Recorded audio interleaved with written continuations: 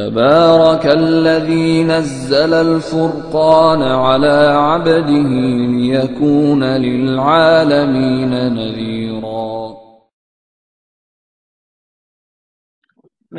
Assalamualaikum warahmatullahi wabarakatuh. Waalaikumsalam warahmatullahi wabarakatuh. Alhamdulillah. Nahmaduhu wa nasta'inuhu wa nastaghfiruh.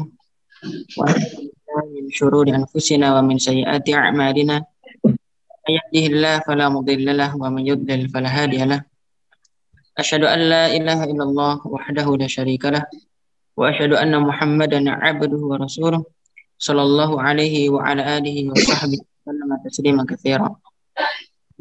Alhamdulillah, kita memuji Allah Subhanahu wa taala. Pada hari yang berkah ini Allah masih memberikan kita begitu banyak kenikmatan, juga kemudahan untuk bisa thalabul ilmi. Pada sore hari ini kita berharap kepada Allah Subhanahu wa taala, semoga Allah memberikan kita ilman nafi'an wa amalan sholihan, amin ya rabbal alamin. Kemudian kita bersalawat kepada Nabi kita Muhammad sallallahu alaihi wasallam. Allahumma shalli wa sallim ala nabiyyina Muhammad innaka Hamidum Majid. Yang saya hormati Ustadz Miftahuddin selaku Direktur PPTQ Al-Furqan, Ustadz Masyhadi selaku bagian kurikulum, para asatidz yang lain yang hadir, para bapak, para ibu, wali santri yang semoga Allah rahmati. Kita pada sore hari ini insya Allah akan mengkaji hal-hal yang tidak boleh tidak, harus. Ya.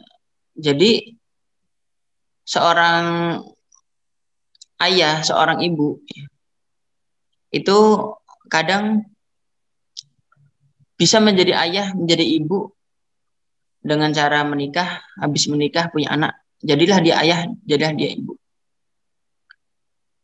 Intinya ayah dan ibu itu ketika sudah memiliki anak, bisalah dia dipanggil ayah. Tapi menurut para pakar, ada dua hal yang cukup menarik. Ya.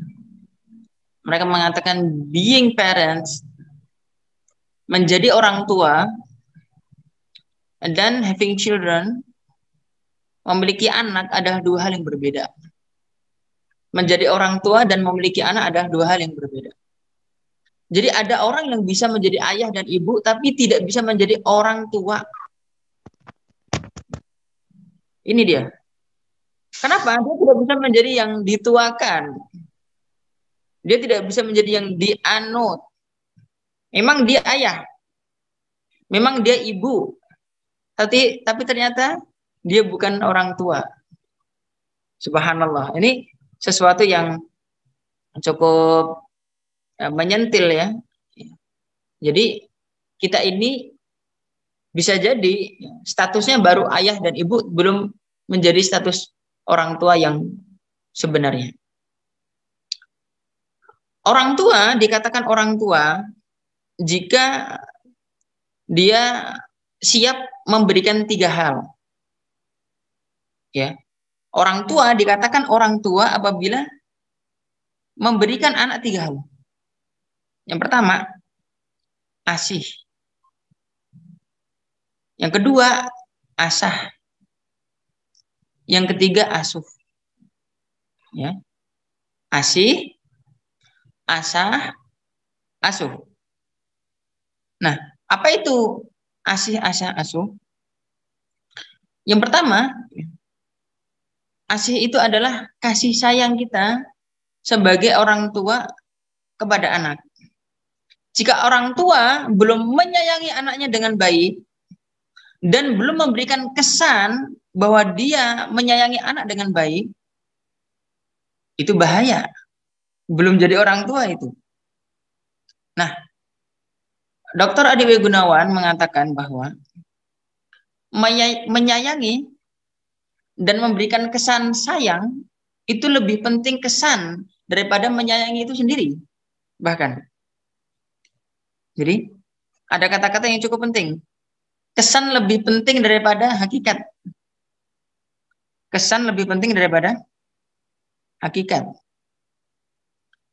Jadi ada orang yang kenapa kok bisa para gembong-gembong narkoba itu memiliki pengikut, pengedar-pengedar. Kenapa para gembong-gembong begal mereka itu memiliki pengikut begal-begal yang banyak? Apa? Karena mereka memberikan kesan bahwa kepada pengikutnya itu saya mengayomi kalian. Padahal hakikatnya bukan begitu. Ya. Memberikan kesan bahwa kita menyayangi anak itu lebih penting daripada sayang itu sendiri. Ya. Dan dua-duanya tentunya penting, ya. Akan tetapi begini permasalahannya. Apabila kita sudah merasa sayang kepada anak, tapi anak merasa tidak disayangi oleh kita, itu musibah. Ya. Setiap orang tua, setiap ayah, setiap ibu pasti mengklaim dirinya, saya sudah sayang anak saya. Saya sudah berikan ini, sudah berikan itu, saya sudah berusaha ini, sudah berusaha itu. Akan tetapi ternyata sekarang begini. Orang tua sama HP lebih menarik mana bagi anak? Itu pertanyaan. Ya, saya pernah saya juga ada kelas juga ya, kelas psikologi Islam, dan di antara yang hadir itu dokter-dokter. Di antara dokter itu ada yang bertanya sama saya, Ustadz, bagaimana caranya supaya anak saya tidak ketagihan HP? Dokter yang bertanya. Lalu saya jawab, ya, Bu dokter, lebih menarik mana, Bu dokter atau HP-nya? Apabila lebih menarik HP-nya, itu yang salah Bu dokternya. Ya, itu yang salah Bu dokter itu. Jadi kita belum bisa memberikan kesan bahwa kita ini menarik. Sekarang kita tanya lagi, kok bisa anak-anak zaman sekarang, anak-anak SMP atau SMA, mereka lebih taat pacarnya daripada taat orang tuanya? Kok bisa?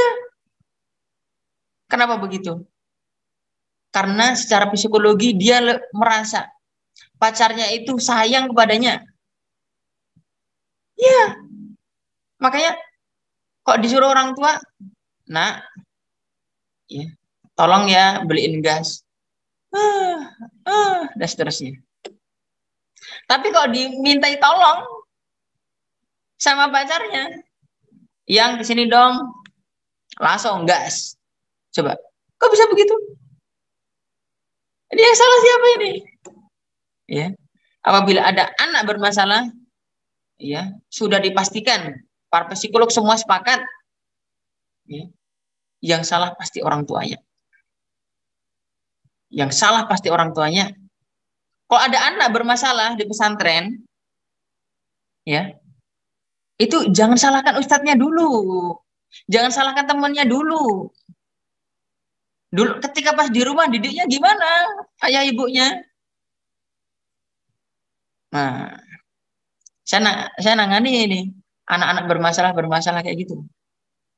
Nah, jadi akhirnya anak bermasalah dititipin ke pesantren, akhirnya berubah jadi baik, dan berapa banyak wali santri itu nangis di hadapan saya karena anaknya berubah, alhamdulillah. Ya, tentunya ini semua perlu dikomunikasikan antara orang tua dan anak. Baik, barakallahu fikum. Pertama asih dulu. Kalau belum bisa memberikan asih yang baik, belum berikan asih yang tepat, belum jadi orang tua. Belum jadi orang tua. Ya, barakallahu fikum. Oke, yang kedua, asah. Nah, asah itu adalah bagaimana, ya, kita mengasah kemampuan anak, mengasah potensi anak, ya. Kemudian dengan itu dia bisa, ya, strong and talk. Jadi dia kuat dan dia siap berjuang dengan kehidupan yang ada ini. Kalau anak ternyata potensinya tidak melejit, ya salah orang tua juga. Ya salah orang tua. Kenapa tidak memperhatikan potensi anaknya? Kenapa tidak didukung? Kenapa hanya dibiarkan? Kenapa dibiarkan memilih sendiri? Kenapa dibiarkan bingung? Kenapa? Nah, ini satu hal yang juga harus diperhatikan. Nah, kemudian sebenarnya ada yang bilang sama saya, bagaimana cara membangun potensi? Saya bilang, secara bahasa kamu sudah salah. Salah ketika mengatakan membangun potensi. Keliru, kata membangun potensi itu kata yang keliru. Yang benar, melejitkan potensi. Potensi itu bukan dibangun, bukan dimunculkan, bukan. Masing-masing manusia sudah punya potensi, nggak mungkin Allah menciptakan manusia tanpa potensi, nggak mungkin. Jadi Allah Ta'ala berfirman, laqad khalaqnal insana fi ahsani taqwim. Telah kami ciptakan manusia dengan sebaik-baik bentuk. Karena mungkin Allah hanya memberikan hardware-nya saja, sedang software-nya nggak diberi, nggak mungkin. Begitu. Kok bisa sih orang-orang Jepang mereka tinggi, ya kan? Nah, mereka punya potensinya. Orang awamnya aja setiap hari baca buku 1 jam kok. Orang awamnya, profesornya berapa jam? Gitu. Subhanallah. Jadi luar biasa. Nah, kita orang Indonesia ini ya, hidupnya terlalu santuy gitu ya. Hidupnya santuy.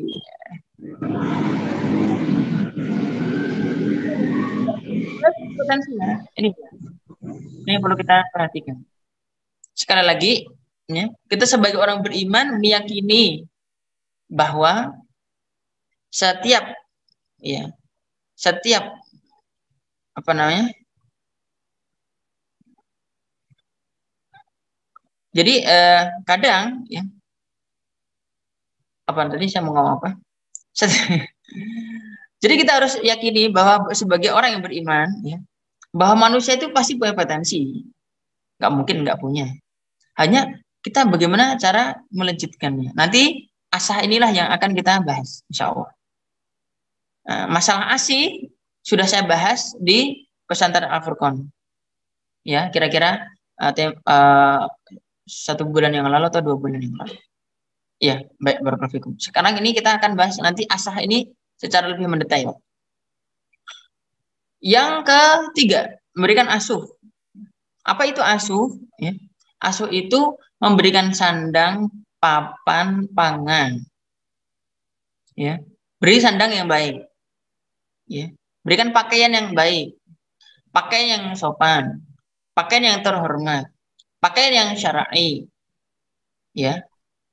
Kemudian yang kedua, ya, sandang, papan. Beri tempat tinggal yang baik, tempat tinggal yang sehat, tempat tinggal yang asri, tempat tinggal yang sekiranya anak itu bisa tumbuh, ya, tumbuh kembang baik. Kalau orang itu hidup di rumah susun, ya, kemudian di apartemen itu, ya menurut para psikolog ya itu kurang baik. Kok bisa begitu? Ya iya, karena dia geraknya kurang banyak. Nah. Anak itu ya secara motorik sejak kecil harus Putri menang. Oke. Mungkin selain saya bisa di mute, mohon maaf ya. Jadi ya anak itu harus sejak kecil motoriknya harus diasah, harus baik bermain, harus baik gerak. Kok cuman diam aja di rumah, ya, diam aja di rumah main HP, ya, mau turun ke bawah, mau ke taman aja susah, misalkan gitu, karena di apartemen ataupun di rumah susun, ya itu kurang baik. Ya. Jadi kalau memang bisa hidup bukan di apartemen atau di rumah susun, ya apa namanya sebaiknya jangan. Ya. Sebaiknya ya di tempat lain lah. Yang kira-kira itu bergerak itu bisa luas. Kemudian sandang, papan, pangan. Nah, pangan ini harus kasih yang halal. Al-Imam Bukhari rahimahullah, namanya Al-Imam Muhammad ibn Ismail. Muhammad ibn Ismail ibn Ibrahim ibn Mughirah ibn Bardisbah al-Ju'afi al-Bukhari. Al-Imam al-Bukhari nama aslinya Muhammad.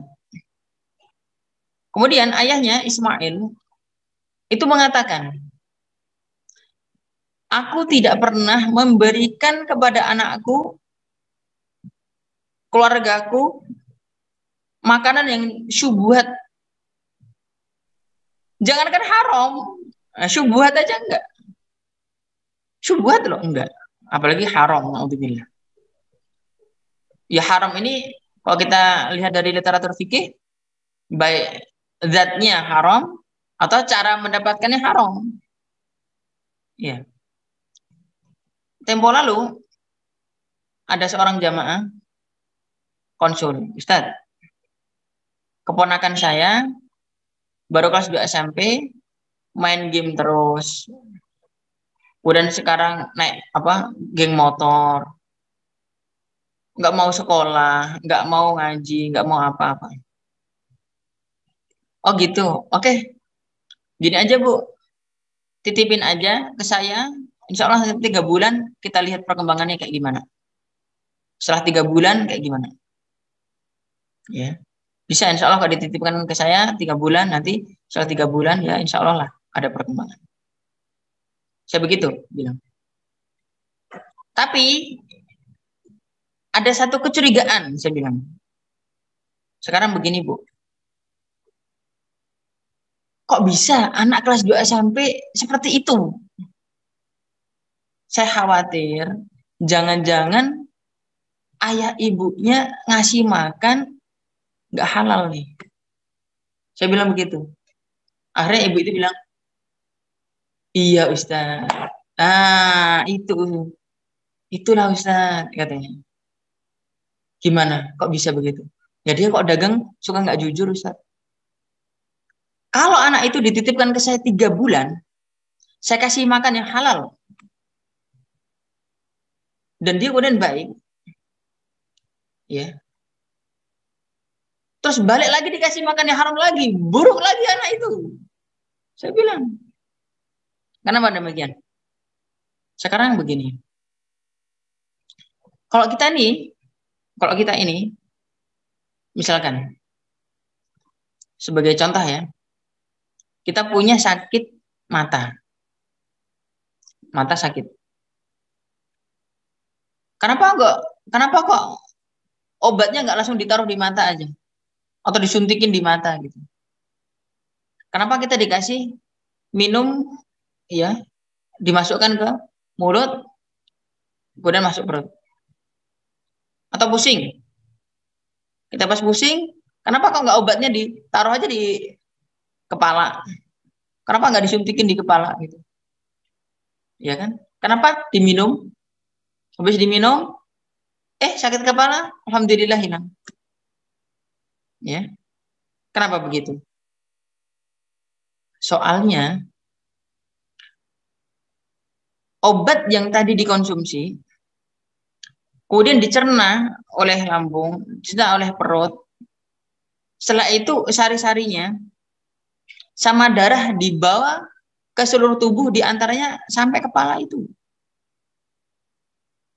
Jadi yang membawa ke kepala apa? Darah. Yang membawa ke kepala itu darah. Ya. Sakit apapun, sakit di tangan, sakit di kaki, sakit di apa. Ya kan? Minum. Alhamdulillah sembuh. Kenapa? Darah yang membawa ke situ. Ya. Bahkan sakit gigi. Ya, pakai minum. Dan seterusnya. Nah, apa yang dikonsumsi itu akan dibawa oleh darah ke seluruh tubuh, dipompa oleh jantung. Yang jantung itu dalam bahasa disebut qalbun. Apa bahasa Arabnya jantung? Kolbun. Begitu. Nah, kalau yang dimakan itu makan yang haram dan dibawa ke haram itu oleh darah ke seluruh tubuh, matanya mata haram, lisannya lisan haram, otaknya otak haram, telinganya telinga haram, kakinya kaki haram, tangannya tangan haram. Maka dari itu apabila ayah ibu ngasih makan ke anak dari yang haram, hati-hati. Nggak usah ngarepin dia jadi orang soleh, apalagi jadi ulama. Nggak usah ngarep. Jadinya anak badung, anak bangor, bandel, itu bener. Iya, kenapa? Seluruh jasadnya haram. Ah, itu dia.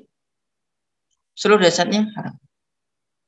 Baik, barakallahu. Sebelum saya lanjut, video saya dan suara saya jelas tidak, Ustadz Hadi? Jelas, Ustadz. Jelas. Alhamdulillah, insya Allah jelas. Baik.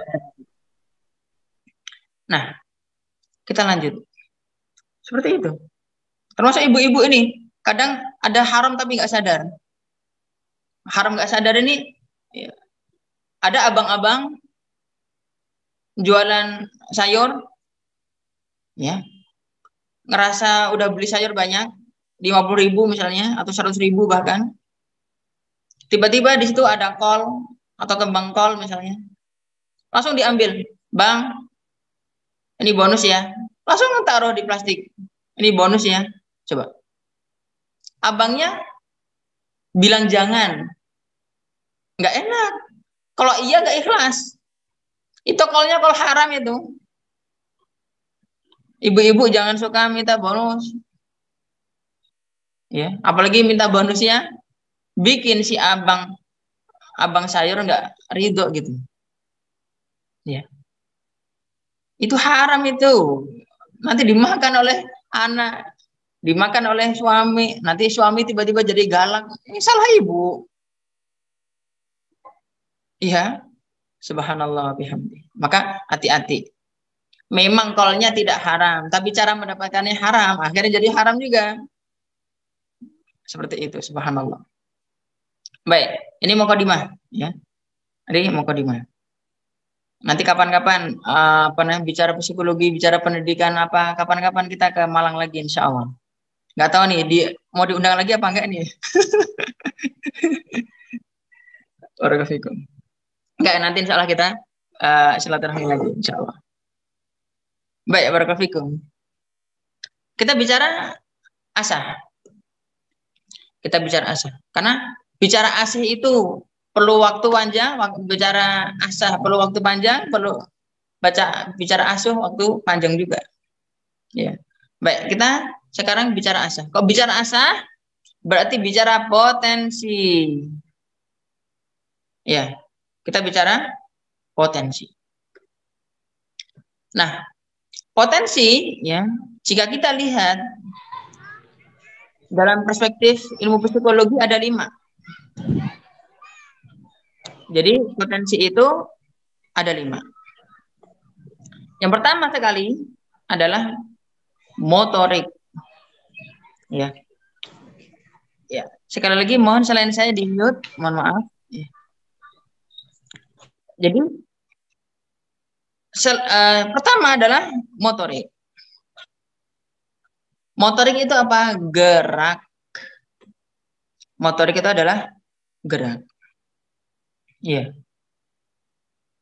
Jadi apa namanya, motorik itu terbagi jadi 2, ya. Motorik terbagi jadi 2. Pertama, ya, soft motorik.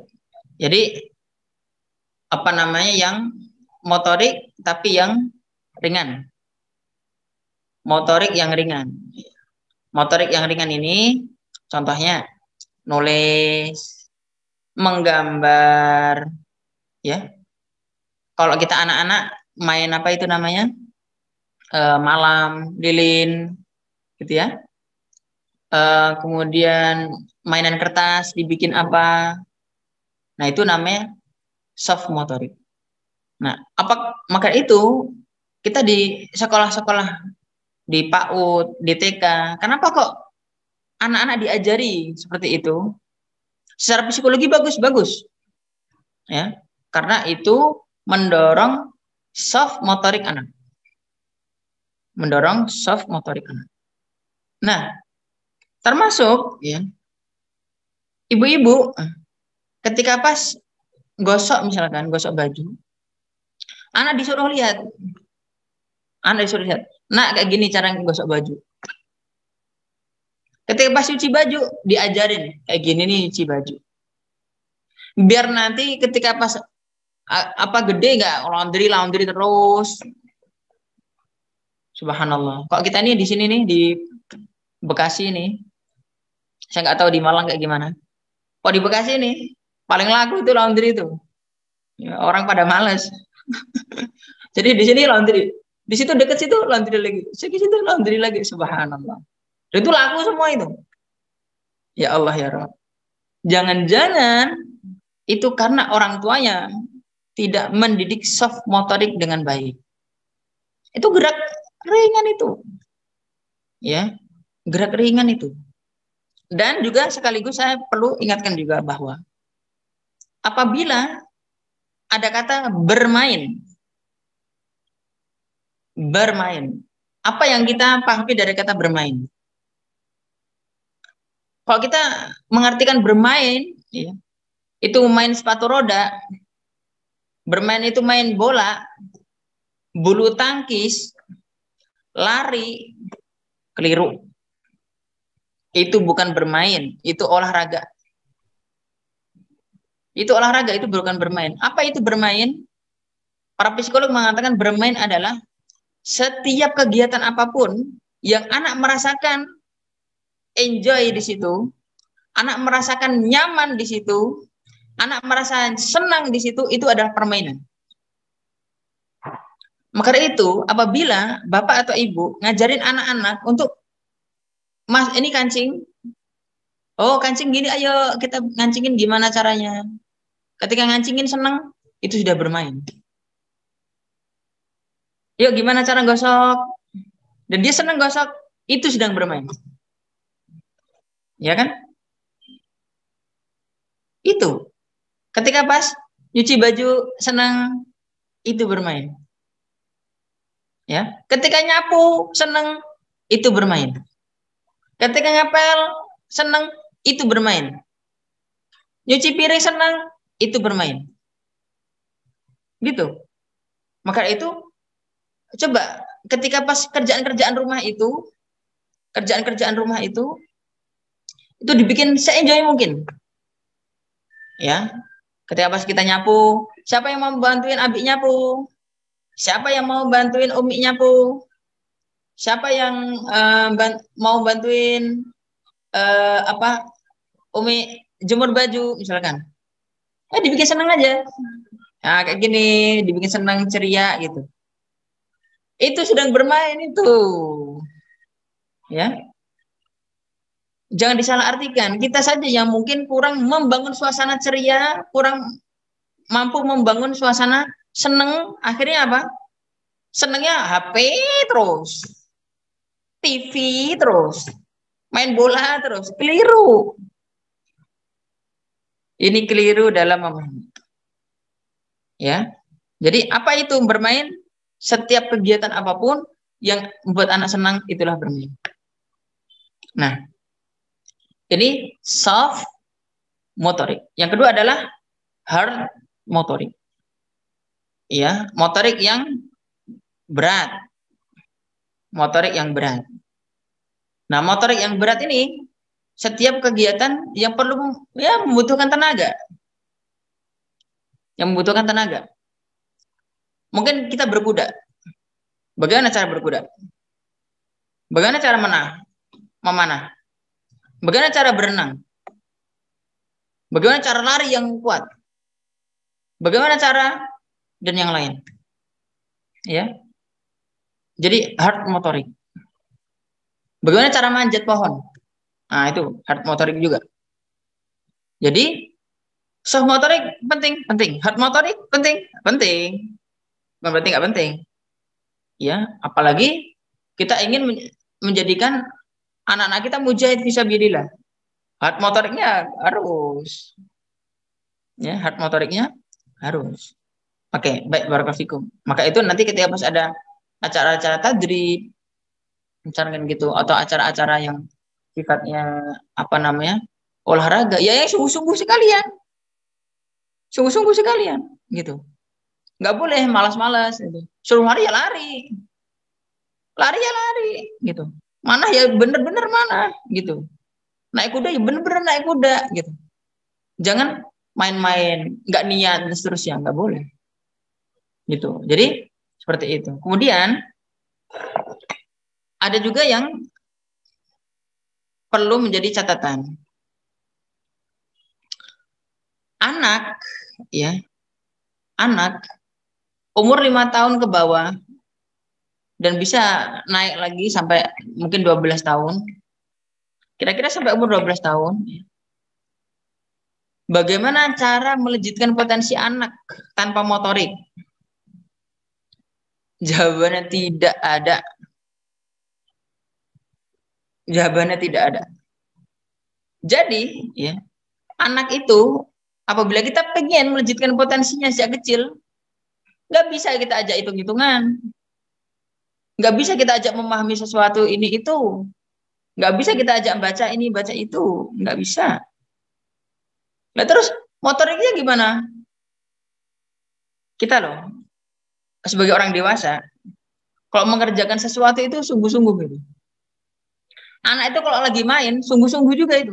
Lagi kejar-kejaran sama teman-temannya itu, meskipun dia mainnya sungguh-sungguh. Gitu.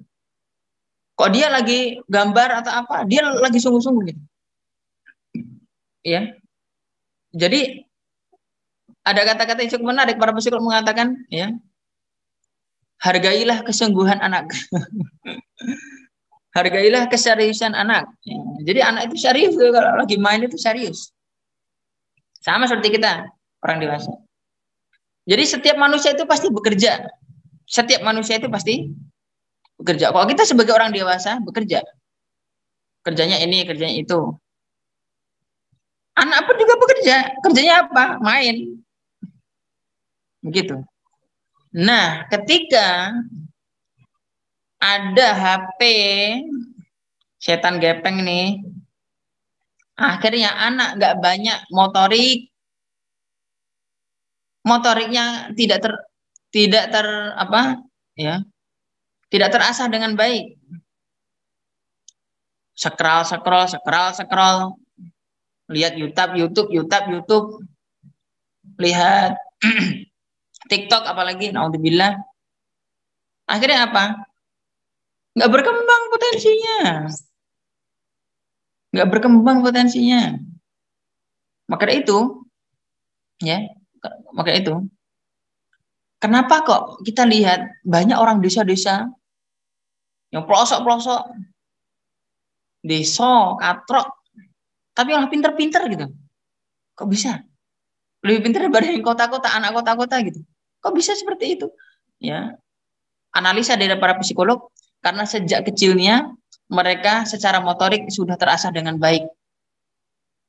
Jadi kecerdasan otak itu ternyata juga dipengaruhi oleh banyaknya gerak anak ketika masa kecilnya. Ya, masa kecilnya. Kenapa? Anak itu sekarang begini. Kalau kita sebagai orang dewasa, kita ngambil air minum, kita mau bikin teh, kita mau bikin kopi, kita pas mau bikin kopi itu apa yang kita lakukan? Jalan kaki dulu ke dapur, habis begitu ngambil kopinya, kemudian kopinya kita buka, kita tuang, kita seduh. Kalau belum ada air panas, kita masak air panas dulu, baru kita seduh. Supaya nanti nggak panas banget, ya, kita taruh di mana misalkan, ya. Oke. Itu kita mikir nggak? Ketika pas kita bergerak untuk bikin kopi itu mikir nggak? Mikir loh. Dan mikirnya berapa kali? Banyak kali. Anak mikirnya kapan? Ketika masa kecilnya itu banyak gerak. Ketika masa kecil banyak gerak itu dia sedang banyak berpikir. Dia sedang main bola, dia sedang berpikir bagaimana bolanya masuk. Bagaimana cara cepat, bagaimana cara ngoper bola. Ketika dia naik sepeda, naik sepeda bagaimana cara naiknya, bagaimana cara ngayuhnya, bagaimana kapan ngerem, kapan harus nengok ke kanan, kapan harus nengok ke kiri. Gitu. Jadi anak kecil umur 2 tahun udah dicarikan, udah dibeliin sepeda-sepedaan yang roda 3 terus, bagus itu. Ya. Bagus itu. Ya. Dan seterusnya. Jadi anak itu semakin banyak gerak, dia semakin banyak berpikir karena memang berpikirnya dengan gerak itu. Maka itu sekarang kalau anak masih kecil, ya, bahkan umur belum ada 2 tahun mainnya HP terus, nanti agak gede blow on, yang salah orang tua. Jadi calon-calon anak blow on, mohon maaf, anak kebanyakan main HP. Kenapa? Motoriknya, waduh ini bahasa bekasnya keluar nih, blow on, mohon maaf. Subhanallah bihamdi. Oke. Itu. Maka hati-hati, ya. Anak harus banyak gerak. Ya. Apabila ada satu minta sepatu roda, minta sepeda, minta bola, minta raket, minta sesuatu yang sifatnya gerak dan dia umurnya belum 5 tahun misalnya, beliin aja, bagus, alhamdulillah, kita temenin, ya. Kalau anak saya baru umur 2 tahun 4 bulan atau 2 tahun 3 bulan, udah saya beliin sepeda, udah. Suruh ke sana, ayo Dedek bisa ke sana, ayo ke sini. Wah, kita temani. Umur 5 tahun minta sepatu roda, kita beliin sepatu roda. Sana sini. Udah bisa naik, udah bisa seterusnya. Bagus. Gitu. Alhamdulillah. Ya, baik barakallahu. Nah, ini perlu motorik. Oke, lanjut berikutnya setelah motorik, ya, yaitu sosial. Ya. Potensi yang kedua adalah potensi sosial. Nah, potensi sosial ini kita harus ajarkan anak bahwa ya, kamu akan bergaul sama ayah kamu akan bergaul sama ibu kamu akan bergaul sama nenek kamu, sama kakek kamu, sama tetangga kamu, sama teman kamu, sama ibu guru kamu, sama ya adik kamu, sama kakak kamu, dan seterusnya. Ya. Secara sosial, anak harus memahami bagaimana cara ngomong, bagaimana cara izin, bagaimana cara duduk, bagaimana cara berjalan, bagaimana cara masuk rumah orang, bagaimana nyapa orang, bagaimana saat dipanggil orang. Harus tahu dan harus diajarkan oleh orang tua. Harus diajarkan oleh orang tua. Ya. Jadi begitu. Jadi kalau anak ya, ketika pas dia dipanggil sama orang tuanya, kakak misalkan, nggak noleh-noleh, kakak nggak noleh-noleh, kakak nggak noleh-noleh. Yang seperti itu harus diajarin kakak. Jika dipanggil siapapun, dipanggil namanya, harus segera noleh. Ulangi lagi, ngomong lagi. Harus segera noleh ya kak apabila dipanggil. Terus. Ya. Kakak apabila ketemu sama kakak atau nenek, cium tangan ya. Atau adik, nanti cium tangan ya. Harus. Bahkan sampai dewasa. Bahkan dia sudah SMP, dia sudah SMA. Ya. Jika ada 4 kata, ya, yang 4 kata ini wajib diajarkan oleh orang tua kepada anak. Apa itu? MPTT. MPTT. Apa itu MPTT? Maaf, permisi, tolong, terima kasih. Maaf, permisi, tolong, terima kasih. Ya. Jadi, anak itu harus gampang minta maaf. Harus gampang minta maaf. Nanti ya, kalau ya dia tiba-tiba sama ayahnya cepat. Tiba-tiba ayah nih terlambat, gimana sih? Misalkan tiba-tiba begitu. Ya. Tiba-tiba apa namanya ngambek. Tiba-tiba berantem sama adiknya, berantem sama kakaknya. Selalu kita dengungkan. Nah, ayo, maafan. Ayo, tadi siapa yang merasa salah? Gitu. Tadi siapa yang ngerebut apa makanannya Dedek? Ayo minta maaf. Oh ya, maaf ya, Dek. Gitu. Jadi seperti itu. Harus sejak kecil. Nah, ketika pas anak dewasa gimana? Sama juga, karena sosial itu sampai nanti dewasa. Ya. Apalagi kita di masyarakat Indonesia ini udah memiliki apa? Udah memiliki kode-kode etik tersendiri. Ya. Udah memiliki kode etik tersendiri. Bahkan kadang kita ini menjelaskan sesuatu itu harus terperinci gitu. Nah, nanti kalau ada tamu ya, ada yang ketuk pintu, assalamualaikum, waalaikumsalam, sambut dengan baik, tanyakan mau cari siapa, ya, mau cari siapa, atau silahkan duduk, silahkan duduk, nanti bikinin teh, kamu nggak punya apa-apa, kamu ke warung sebentar, misalkan begitu, ya, jadi jangan tamu didiemin aja, nggak dikasih minum, nggak dikasih apa, gitu ya, duduk juga kagak, gimana sih? Nah ini kadang kita harus dirinci gitu. Kamu gini, ya. Subhanallah bihamdi. Jadi secara sosial harus kita ajarkan secara baik. Maaf. Kemudian permisi. Ya, kita bilang permisi ya. Jadi kalau misalkan kita minta apa namanya, kakak atau adik, Kak, permisi sebentar ya. Ke sini sebentar, Abi mau di situ. Kak, permisi sebentar ya. Ini Abi mau dorong ini dulu. Kita ajari ya, kita sendiri ya, oh ya tadi ya maaf tadi, kita sendiri juga perlu banyak minta maaf ya, kita perlu banyak minta maaf juga.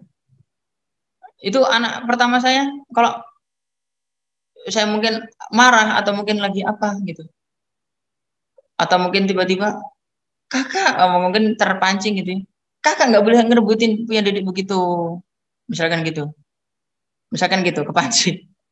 Nanti berapa saat kemudian, ketika udah tenang, sama-sama tenang, Abi belum minta maaf. Abi belum minta maaf. La ilaha illallah. Oh iya, minta maaf ya Kak. Gitu. Jadi seperti itu. Kenapa? Udah terbiasa minta maaf itu. Kok rebutan apa, rebutan itu. Ya, misalkan tadi dipanggil sama Uminya nggak datang-datang, misalkan gitu. Ayo minta maaf sama Umi. Gitu. Oke, minta maaf. Permisi juga begitu, ya. Permisi juga begitu. Apa namanya? Misalkan saya lagi boncengin istri di situ, boncengin anak juga, misalkan kita minta tolong apa istri untuk turun, ya kan? Permisi dulu ya, mungkin tolong turun dulu. Ngomong sama istri aja juga gitu. Ya, kita sopan sama istri. Tolong turun dulu ya, gitu. Kita isi bensin dulu. Begitu, nanti lihat, anak ngelihat. Ya. Maaf, permisi, tolong, terima kasih. Kita tolong ya. Apa namanya? Jadi anak kalau kan suka gini. Abi mau minum. Gitu. Umi mau makan. Suka gitu tuh. Bahkan kadang anak bentak. Abi minum. Gitu. Atau Umi minum. Makan gitu. Atau Abi ambilin sepatu aku gitu. Misalkan gitu. Kita harus ngomong apa? Kakak gimana ngomongnya? Oh iya. Abi tolong ambilin sepatu ya, gitu. Terus kita harus sabar sejak kecil gitu. Sampai nanti dewasa, sampai nanti udah gede, nanti udah terbiasa dengan sopan santun seperti itu. Ya. Jadi kalau sama orang juga gitu, nggak langsung surah suruh. Ya, jadi ada sopan santunnya. Maaf, permisi, MPTT, maaf, permisi, tolong, terima kasih.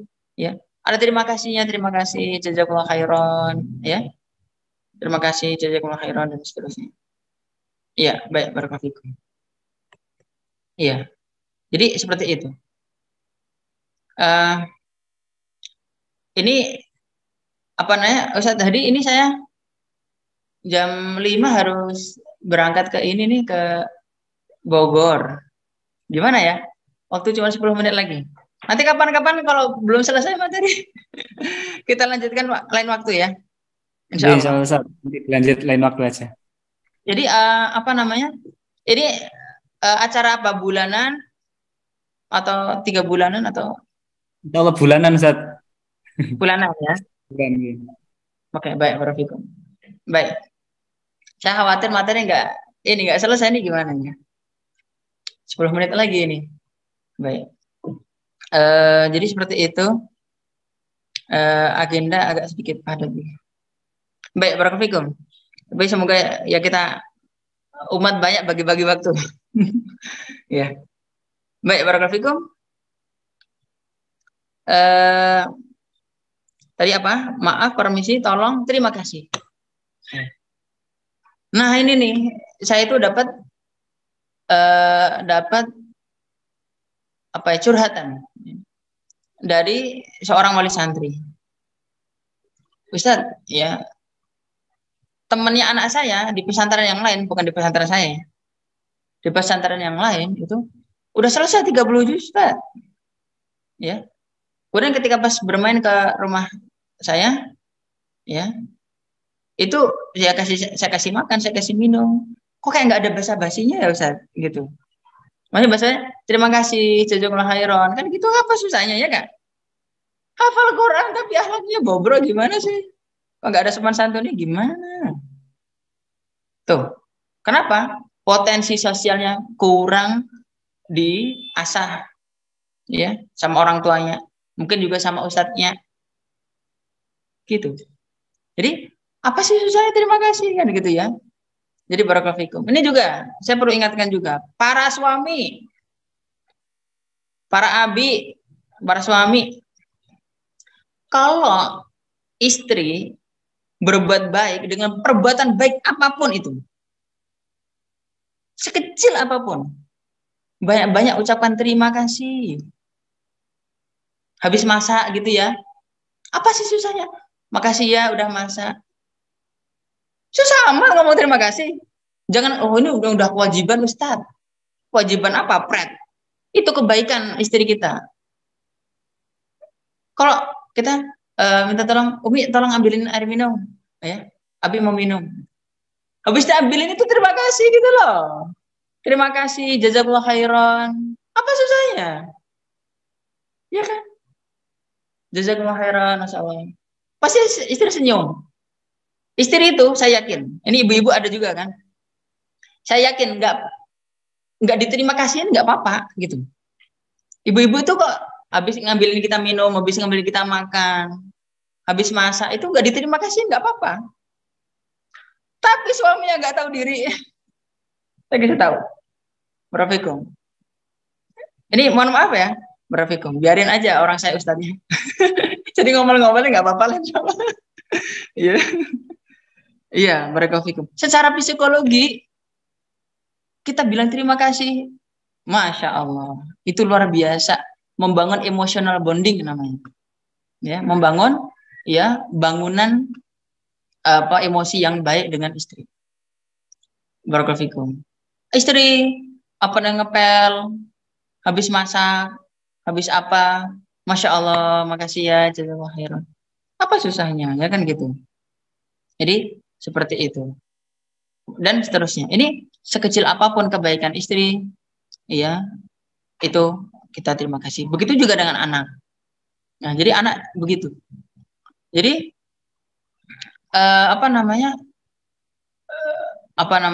kita suka ingatkan juga, bilang apa, terima kasih ke kakak, adik, bilang apa, makasih Abi, makasih Umi, gitu. Jadi nanti akan banyak spontanitas anak itu minta terima kasih sama kita, gitu. Kita bawain sesuatu, makasih ya Abi, udah dibawain, gitu. Kita senang banget itu. Nah kita bawa apa-apa, langsung aja anak makan, nggak ada terima kasihnya sama sekali. Subhanallah. Kenapa? Karena kita kurang menekankan itu, potensi sosial yang kurang ditekankan dengan baik. Ya, barakallahu fikum. Jadi makasih ya Abi udah antarin aku. Makasih ya Abi udah tadi beliin aku ini. Kayak gitu. Masya Allah. Jadi itu seringkali ya. Kalau di keluarga kami alhamdulillah itu benar-benar kita tekankan itu. Maaf, permisi, tolong, terima kasih, benar-benar kita tekankan. Orang kita cuma ngasih coki-coki gitu. Makasih ya Abi udah dibawain coki-coki. Iya, kan senang kita ya alhamdulillah. Iya kakak, peluk dulu. Peluk. Ya. Masya Allah. Jadi seperti itu. Maaf, permisi, tolong, terima kasih. Ini potensi apa? Sosial, ya. Dan potensi sosial juga, ya. Kita juga harus, ini juga diatur dalam Islam, Masya Allah. Bagaimana jaga mata, ya kan? Kalau ada tamu makan, ketika pas dia makan, boleh nggak kita lihat wajahnya? Dia lagi makan, terus kita lihat wajahnya makan. Boleh nggak? Kan nggak boleh. Ya kan? Makan. Masih kan nggak enak. Aduh, gimana nih? Aku nggak bisa habisin dagingnya tuh gimana sih? Pasti tamu bakal begitu kan? Iya. Baik, barakallahu fikum. Jadi jaga mata, jaga pandangan, ya kan? Jaga pandangan, jaga lisan, jaga telinga, jaga tangan, ya kan? Begitu. Kadang kita dapeti misalkan anak-anak dia bawa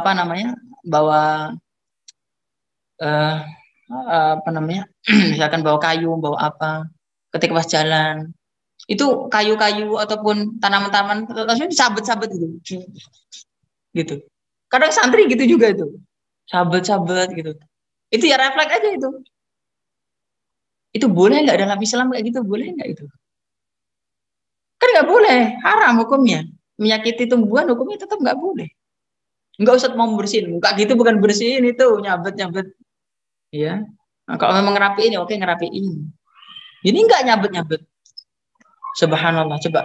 Kok di dalam Islam sosial kita jangankan sama manusia, sama tumbuhan loh dijaga, Masya Allah. Jadi kalau untuk masalah sosial itu Islam the best udah. Islam the best udah. Ya kan? Luar biasa. Jadi misalkan begini, kalau kita latihan memanah atau latihan tembak misalkan tembak senapan angin misalkan. Ada gedebok pisang tapi masih sama akarnya, boleh nggak dalam hukum Islam? Iya. Kalau sudah ditebang, oke, boleh. Kalau masih nempel sama akarnya, boleh nggak dalam Islam? Nggak boleh. Iya. Nggak boleh. Nggak boleh, nak. Itu menyakiti. Oh ini deh, ada kelapa, sekali mau minum kelapanya. Iya, kalau langsung jatuh, kok nggak jatuh? Ya kan? Coba kita bisa lihat sosial kita terhadap, ya, Islam itu mengatur betul sosial kita terhadap binatang. Boleh nggak kita tendang binatang itu? Nggak boleh. Kita banting binatang boleh nggak? Nggak boleh. Masya Allah. Jadi seperti itu. Jadi sosial anak, potensi sosial anak, bagaimana cara anak bergaul sama orang lain, bagaimana bergaul dengan makhluk-makhluk Allah Subhanahu wa Ta'ala, apapun itu, entah itu binatang, entah itu pohon harus kita ajarkan sejak dini. Harus kita ajarkan sejak dini supaya mereka itu, oh kalau setiap manusia yang melihat dia senang. Ya. Kenapa? Karena adabnya baik, sosialnya baik. Begitu. Kadang kita juga melihat ada orang yang aduh, ilmunya banyak, akhlak bobrok. Astagfirullahaladzim. Akhlak bobrok, ilmunya banyak. Ya Allah, ya Rabb. Subhanallah wa bihamdi. Dan saya juga dapat berita bahwa angka perceraian di Indonesia ini semakin hari semakin banyak ya, semakin tinggi angkanya itu. Nah, dan itu diantaranya adalah gara-gara apa?